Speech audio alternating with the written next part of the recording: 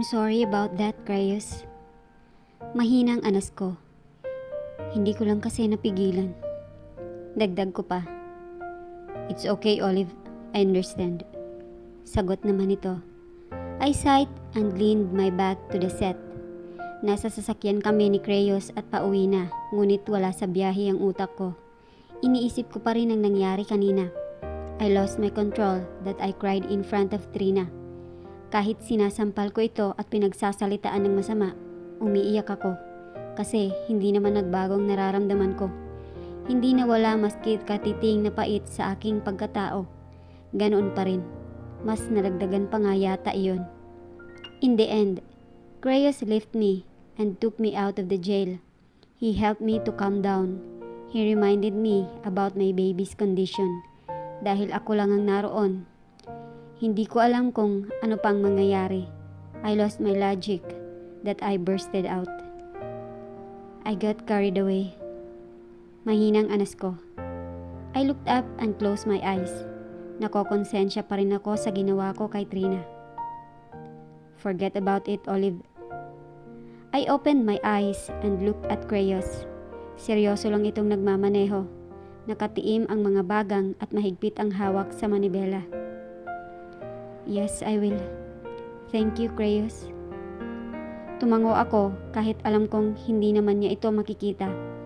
I am very thankful because in times like this, there is someone that will help me. Someone I barely know. Inayos ko na lamang ang aking sarili at ibinaling ang paningin sa labas ng sasakyan. Madilim na sa lansangan dahil pasado 7:00 na ng gabi. Hindi na rin masyadong traffic dahil iilan na lamang ang nakikita kong mga sasakyan. Mabilis ang pagmamaneho ni Crayus, kaya pinagsawa ko na lamang ang paningin sa aming nadaraanan. Ang mga ilaw sa lansangan, ang iba't ibang nakikislapang neon lights mula sa mga establishmento, ang mga naglalakihan at nagtataasang building at maging ang mga taong naglalakad pa sa kalsada kahit gabi. Larawan ito ng isang maingay at buhay na metro. Naisip kong sana maging ganoon din ako. I want to experience life again, na bumalik ako sa dating ako. A happy and cheerful one, laging nakangiti sa lahat ng bagay, hindi nagpapanggap at hindi na nagmamakaawa. I want to be me again. Alam kong matatagalan pa iyon, ngunit handa akong maghintay. I want to be healed and start again. Hindi kalaunan ay nakarating kami ni Crayus sa isang restaurant. Pareho kaming kumain ng tahimik. Hindi na rin ako nagsalita at nagtanong. Maging ito ay ganoon din. Marahil, alam din nitong hindi madali para sa akin ang lahat. Masakit pa rin kahit pinipilit kong kalimutan. Pagkatapos naming kumain, ay hinatid ako ni Crayus patungo sa mansyon. Katulad kanina, tahimik pa rin ang aming biyahe. Mahigit 1 oras din bago nakarating sa Corinthians. Gabi na kaya lahat ay tahimik na sa loob ng subdivision. Dito na lang ako, Crayus. Mahinang anas ko. Binalingan ko rin si Crayus ng tingin. Crayus looked at me. Are you sure? Nakakunot ang noong tanong nito. Binagalan din ito ang pagpapatakbo ng sasakyan. Tumango ako. Yes, malapit na rin naman ang mansyon. I want to breathe some fresh air. Masyado kong sinagad ang sarili kanina. Ngumiti ako kay Crayus. Naramdaman ko rin ang pagtigil ng sasakyan. Napabuntong hininga ito. Fine, ikaw ang bahala. Just call me if you need anything. Tumango muna ako kay Crayus bago binuksan ang kotse nito. I mouthed thank you before I go out the car. I waved to Crayus before he finally maneuvered the car. Ngumiti din ako dito para ipakitang ayos lang ako. Nang tuluyan itong makalayo papalabas ng subdivision, ay saka ko palang sinimulang maglakad. Tahimik na ang buong paligid kaya alam kong ligtas ako. I walked and stared to some views that caught my attention and appreciate it silently. Umaasam ako na sana mas marami pang magagandang tanawin ang makita ko sa aking paglalakad. Ang totoo, gusto kong mapag-isa at mag-isip. I may not admit but Crayus' silence is bothering me. Alam kong sumobra ako sa dapat na ginawa ko. Nahihiya ako dito kaya tahimik. I am at fault in this situation. Ako ang nagtulak sa sarili ko para masaktan ng ganito. Alam ko iyon. Creyos knew it too. I sighed and shook my head. Mas binilisan ko rin ang paglalakad nang makita kong malapit na ako sa bahay. I walked faster and faster. Ngunit nakakailang hakbang pa lamang ako nang mapansin kong may sumusunod sa akin. Isang ilaw na nagmumula sa aking likuran ang nagbibigay liwanag sa aking nadaraanan. I stopped and looked at my back. Hindi na ako nagulat kung sino iyon. Ilang araw niya na rin ginagawa ang mga bagay na iyon na hindi ako sanay. Hindi ako sanay dahil hindi ko alam kung maniniwala pa ba ako. I waited for him to get out of the car. Hindi naman ako nabigo dahil ilang sandali ay tumigil ang sasakyan nito sa tapat ko. Pinagmasdan ko rin ito habang lumalabas sa sasakyan nitong Mercedes-Benz. Halatang bagong-bago iyon dahil kahit madilim ay mababanag ang kintab nito. What are you doing here again, Atlas? Mahinang tanong ko. Lumapit si Atlas sa akin at tinitigan akong mabuti. Sinuyod niya rin ang aking kabuuan at tumigil iyon sa aking tiyan. Dahil sa ginawa nito ay hinaplos ko rin iyon. May baby bump na rin roon, ngunit dahil maluwang ang suot kong blouse ay hindi pa rin kita iyon. I wanted to see you. Mahinang anas din ito habang titig na titig sa akin. For what? As you can see, I am very fine at last. Pwede ka nang umuwi. Mariing wika ko dito. I saw him shook his head. He looked at me intently that I got off guard. Katulad ng dati, nakakalunod ang bawat titig ni Atlas sa akin. Katulad ng dati, nawawalan ako ng lakas. Nawawala ako sa katinuan para mag-isip. Mahina pa rin ako pagdating dito. I want us to talk. Kahit ngayon lang, Olive. Pakinggan mo naman ako. Atlas' voice is pleading. He tried to hold me but I shrugged it off. Umiling ako at pinalis ang namumuong bikig sa lalamunan. Wala naman tayong dapat pag-usapan pa, Atlas. Tapos na tayo. Malaya ka na. Ano pa bang gusto mo? Mariing wika ko dito.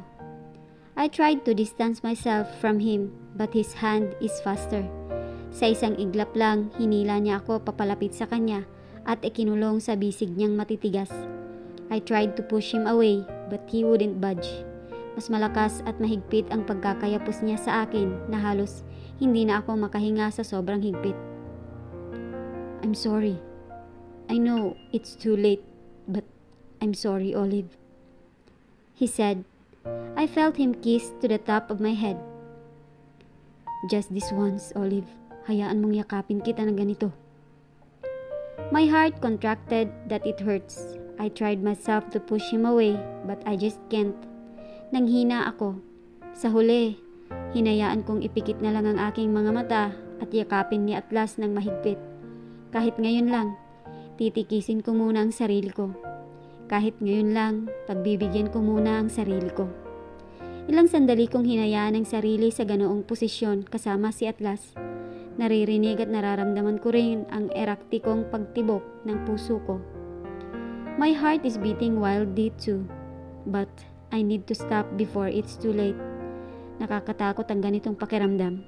Nakakatakot dahil hindi ko kakayanin kapag nasaktan ulit ako.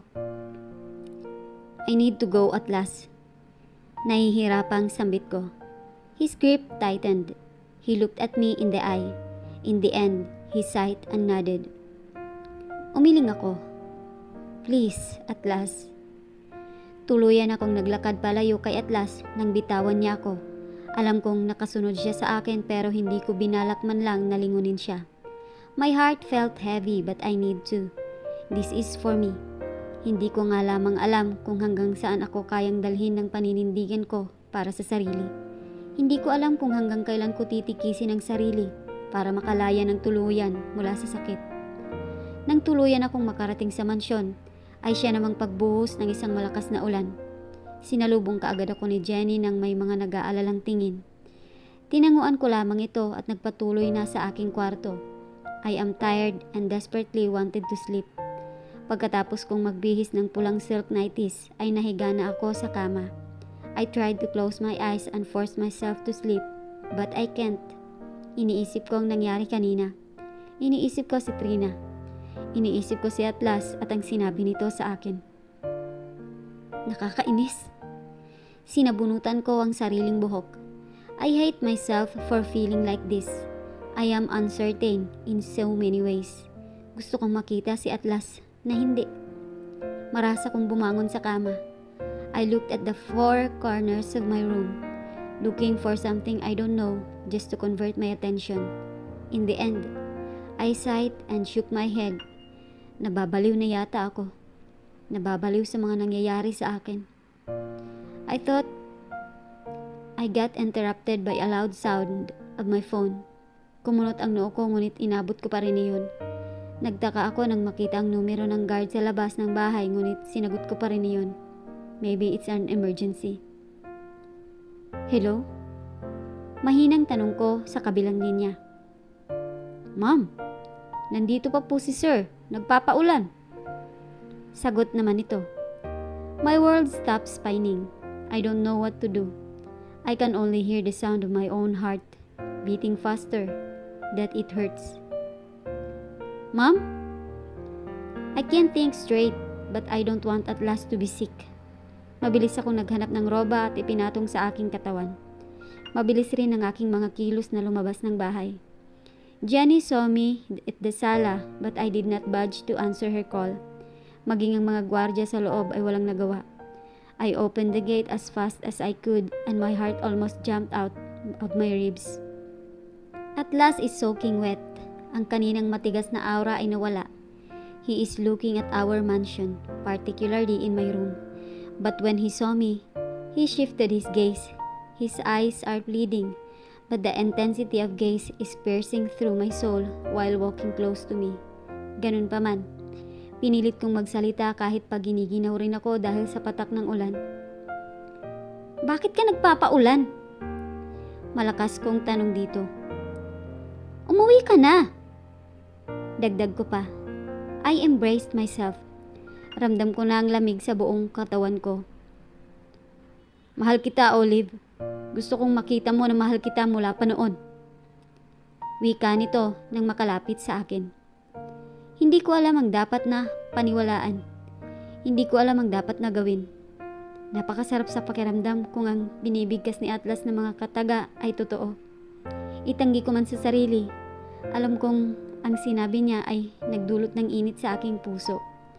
Malamig man ang bawat patak ng ulan na nananalaytay sa aking katawan. Ngunit pinapainit naman ito ng mga sinabi ni Atlas sa akin. Mga salitang kay tagal ko nang hinihintay. In the end, betrayed myself. Ako na mismo ang lumapit dito at hinila ito papalapit sa akin. I kissed him with all my heart and soul. Dahil si Atlas pa rin ang nagmamay-ari sa akin. Tama siya. Just this once. Hindi ko alam ang sumunod na mga nangyari. Namalayan ko na lang na nakasakay na ako sa sasakyan ni Atlas at mabilis ang pagpapatakbo nito. Hindi ko rin alam kung saan kami pupunta. Ang tanging alam ko lang, desidido akong sumama dito kahit saan niya ako dalhin. Niyakap ko ang sarili nang maramdaman ko ang ginaw mula sa pagkakabasa ko kanina sa ulan. I am soaking wet. Kahit ang ibinigay ni Atlas na jacket nito mula sa loob ng kotse ay hindi nakatulong. Nanonood pa rin sa aking katawan ng lamig. Maging si Atlas ay ganoon din. Basang-basa pa rin ito mula sa ulan. Seryoso itong nagmamaneho. Panakanak ay sumusulyap ito sa akin habang may pag-alala ang tingin. Mga tingin na hindi ako sanay. Nagulat ako nang tumigil ang sasakyan sa mismong tapat ng bahay namin sa Southridge Village. Mabilis ang mga kilos ni Atlas na binuksan ang gate nito. Pinagmasdan ko ito nang may pagtataka ngunit hindi man lamang ako nito pinansin. Tuloy-tuloy ang pasok nito sa aming bakuran habang unti-unti na ring tumitila ang ulan. At last opened the car window and pulled me out. Mabilis ang mga kilos nito na binuhat ako na parang bagong kasal. He put me down when he opened the door and I am just looking at him. Naghihintay kung anong susunod na mangyayari. You still have the key? I thought you already sold this house. Mahinang tanong ko dito. Tiningnan ako ni Atlas at tumango. this is our home. No one should own this but us. Tumango ako at niyakap ang aking sarili. Suot ko pa rin ang jacket na ibinigay ni Atlas sa akin. He looked at me intently before he opened the door. Kasabay nito ay ang pagtulak niya sa akin pasandal sa pinto ng bahay. Atlas' eyes were burning. I saw him trace my face and his Adam's apple moved. I saw those bleeding eyes. Again, that I can't help myself but be drowned. Tulad ng dati, alipin ako ni Atlas. I missed you, he said before he leaned forward to claim my lips. I instantly closed my eyes as I felt his lip touch mine. It is still the same feeling. It is still the sweetest kiss for me. Atlas kissed me rough and hard. I kissed him with the same intensity too. Para bang sa pamamagitan niyon, kayang pawiin ang halos ilang buwan naming hindi pagkikita. Para bang binabawi namin ng halik ang pangungulila. My legs wobbled that I can hardly stand. Electricity is always evident whenever I am with Atlas while he is touching me.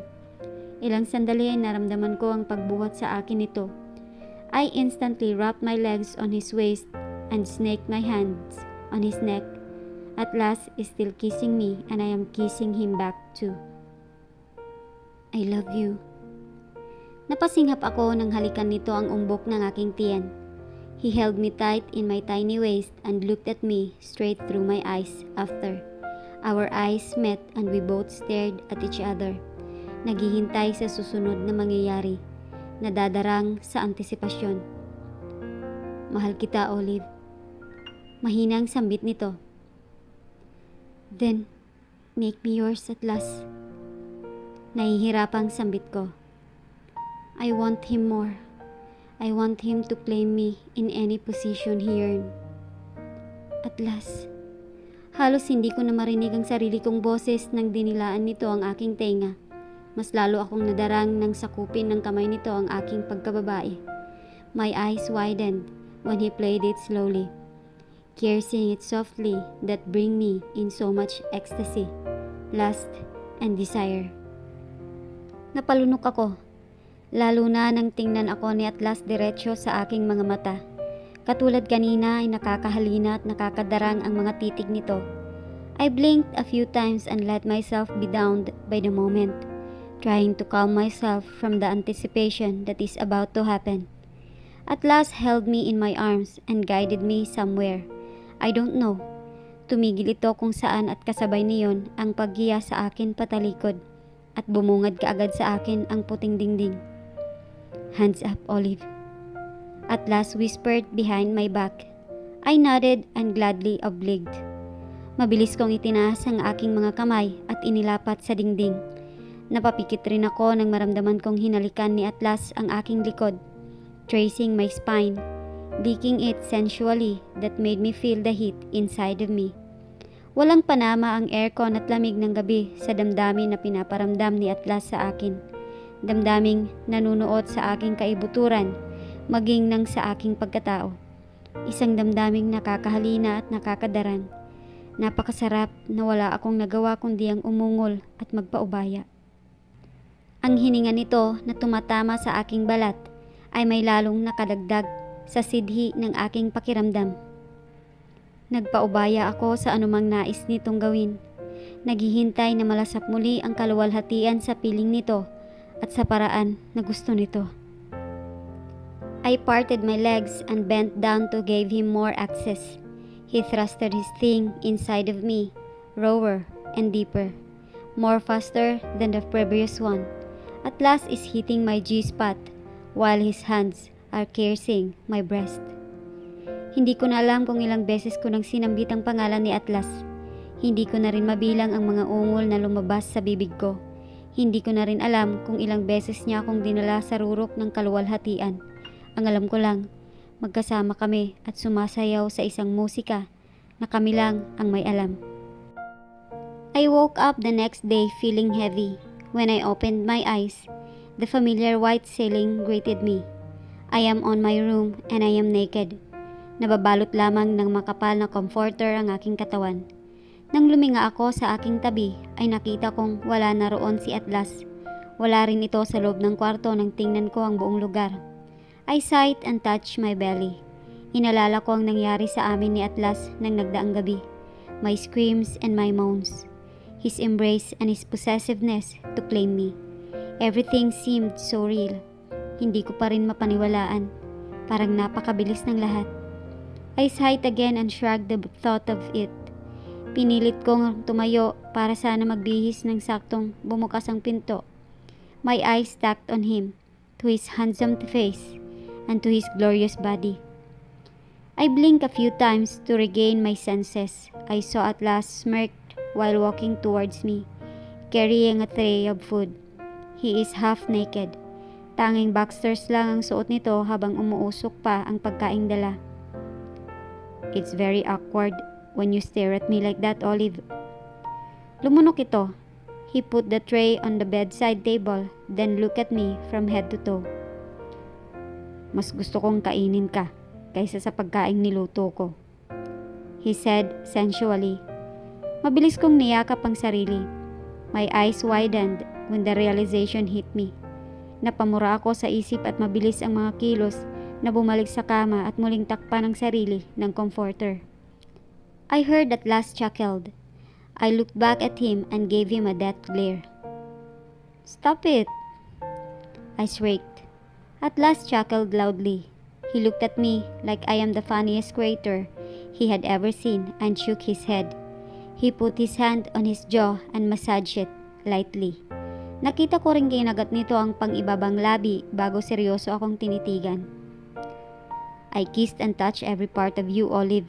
No need to cover your body, he said teasingly. Pakiramdam ko ay pulang-pula ang aking pisngi dahil sa sinabi ni Atlas. I looked down and covered myself more. Kung pwede nga lamang magtago sa ilalim ng kumot ay gagawin ko, to hide from his stare and teasing words. Nahihiya ako sa sinabi nito dahil totoo iyon. Ilang sandaling katahimikan ang namayani sa amin ni Atlas nang maramdaman ko ang paggalaw ng kama sa aking tabi. I looked up and saw him put the tray on my lap. Puno rin iyon ng mga pagkain. Bacon, egg, fried rice at mushroom soup. May juice din sa tabi noon at kape para marahil dito. That is too much. I shifted my gaze and saw his serious face looking at me. Nasa paanan ko ito habang ako naman ay nasa kabilang dulo. We are facing each other that I can almost see myself on his eyes. You don't need to do this, Atlas. I want to. Seryosong sagot naman ito. Tumango ako at hindi na nakipag-argumento pa kay Atlas. He started giving me food. Kinain ko naman lahat ng iyon. Even Atlas ate with me too. We shared the same spoon for the very first time and Atlas didn't mind. Nakakapanibago dahil hindi naman siya dating ganito. Nakakatakot dahil hindi na dapat. I don't know why you're doing this, Atlas. Anas ko matapos uminom ng juice. I put it back on the tray and looked at him intently.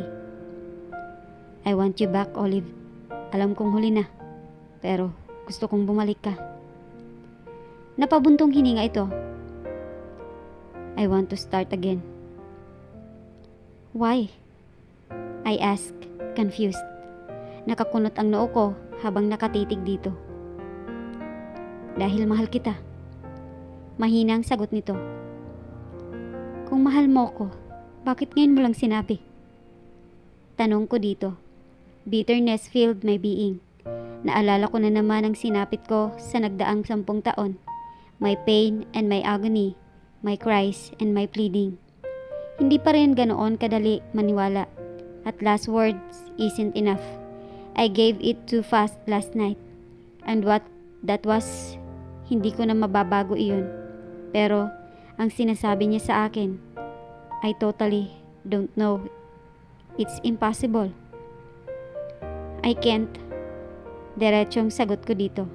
Umiling ako kapag kuwan. I don't know what to believe at last. Your words isn't enough. Don't you think it's ironic? Bigla-bigla mo na lang akong mahal. I paused. Nagsisimula na namang sumikip ang dibdib ko dahil sa mga nangyayari. I'm sorry. Tanging nasabi ko na lang. Binalot kong muli ang sarili ko ng comforter. The hot and fairy night of me and at last is gone. This is the reality. Marahil ang mga bagay na nangyari kagabi ay dala lamang at ang pagkakataon, dala lamang ng ulan o dala lamang ng pananabik ko kay Atlas dahil sa aking kalagayan. I don't know. Hindi ko na lamang dapat kong paniwalaan. May mga bagay na hindi ko alam. May mga bagay na hindi ko sigurado. Pagdating kay Atlas, napakahirap ng magdesisyon. Natatakot na akong sumugal. Natatakot na akong masaktan. Kasi hindi naman pwedeng ipilit ang pwede na. Olive. How about Trina? How about her Atlas? 10 years of different woman. Sa tingin mo ba, madali para sa akin yung magtiwala sa lahat ng sinasabi mo? Do you think it's easy for me to forget? Tumigil ako para pawiin ang bara na nararamdaman sa aking lalamunan. My heart is hurting again. Hindi ko na alam kung hanggang kailan mananatiling matatag ang boses ko para sabihin kay Atlas ang nararamdaman ko. I am wrecked, Atlas. Kinakaya ko ang sakit na iniwan mo sa akin. I gave you the annulment that you deserve. Kasi di ba, iyan naman ang tanging nag-uugnay sa atin. You married me because I blackmailed you. Napilitan ka lang. And now that we totally parted ways, that was it. Huwag na nating pahirapan pang isa't isa, Atlas. Mahinang sambit ko bago yumuko. I can't stand Atlas' intense gaze at me. Pakiramdam ko tutulo na lang bigla ang luha ko. Kasi pakiramdam ko, hindi ako kundi ang anak namin ang talagang dahilan kung bakit niya ginagawa ang mga bagay na ito. I heard him sigh. Naramdaman ko rin ang pagtayo nito at pagkuha sa tray sa aking paanan. I heard his footstep walking away from me, but I keep my head down. I don't want to see him leaving, kasi baka traidorin na naman ako ng sarili ko. I need to stand this, or else I can't heal myself totally. I wanted my confidence to be back. The insecurities that is with me for a very long time. The acceptance of being defeated and the love that my baby deserves. First betrayal with Atlas is enough. Second is a choice. Kahit mabigat ang pakiramdam ay pinilit ko pa rin magtungo sa banyo at maligo. I soaked myself with water and tried myself to calm down from the pain that I've been dealing. From the feelings that I've been hiding. Kasi kung hindi ko pipigilan ang sarili ko, baka matagal na akong sumuko at magpakalunod muli. Love sometimes can be a distraction. Too much love can be selfish. I made a mistake 10 years ago. I tried to correct it by letting go. This isn't easy for me, but I am trying. I am trying because it is for the best. Pagkatapos kong mag-ayos ng sarili ay pinagmasdan ko muna ang kwarto bago lumabas. I saw Atlas in our living room, sitting on the couch while eyeing at me. Hindi ko alam kung ano ang dapat kong maramdaman. Hindi ko rin alam kung dapat pa ba akong magpaalam dito. Sa huli, napabuntong hininga na lamang ako at naglakad patungo sa pintuan. Hindi ko na naman na siguro kailangan pang magpaalam. I already said my sentiments. He heard it from me. Alam kong matalino si Atlas at maiintindihan niya ako. Hindi na namin kailangang pang ulit-ulitin ang lahat. Nakahinga ako ng maluwag nang tuluyan akong makahawak ng pinto ng bahay. I abruptly turned it around, but the big hand of Atlas covered mine. Suminghap ako dahil hindi ko man lamang ito napansin. Pagkatapos ay nilingon ko ito nang may pagtataka. I am going home, Atlas. Kung may sasabihin ka, sabihin mo na. Wika ako. Tumingala ako kay Atlas na sana hindi ko na lang ginawa. His eyes are pleading while looking at me. It is bloodshot. He keeps on shaking his head while holding my arms tight. Mas lalong pinapahirapan ni Atlas ang puso ko. Mas lalo niya akong sinasaktan. Ngunit mas lalo akong nagimbal ng dahan-dahan itong dumausdos sa aking paanan. Atlas is kneeling in front of me. He is looking at me with his soulful eyes. Mga matang dati pa lang ay nilulunod na ako sa sobrang lalim. Mga matang una kong minahal. ang dahilan kung bakit ako patuloy na nasasaktan. Please, Olive, give me one chance. Handa akong baguhin ang lahat. I will be good this time. Huwag ka lang mawala ulit. My heart hurt and my chest tightened. Parang tinatambol ang puso ko sa sobrang lakas ng tibok na yon na nagdudulot ng sakit sa akin. I put my right hand on my chest and tap it lightly. Suminghap din ako para sumagap ng hangin, ngunit ang lahat na ay nauwi sa unti-unting pag-alpas ng mga luha sa aking mga mata. Bakit ngayon lang? Bakit kung kailan gusto ko nang magsimulang muli na wala si Atlas, saka ito nangyayari? Ganoon ba ako katagal mahalin na umaabot pa ng 10 taon? Why is that we always have the wrong timing? Kung mahal mo ako, Atlas, hindi mo ako susukuan. Hindi ka makikuusap na balikan kitang ganoon na lang.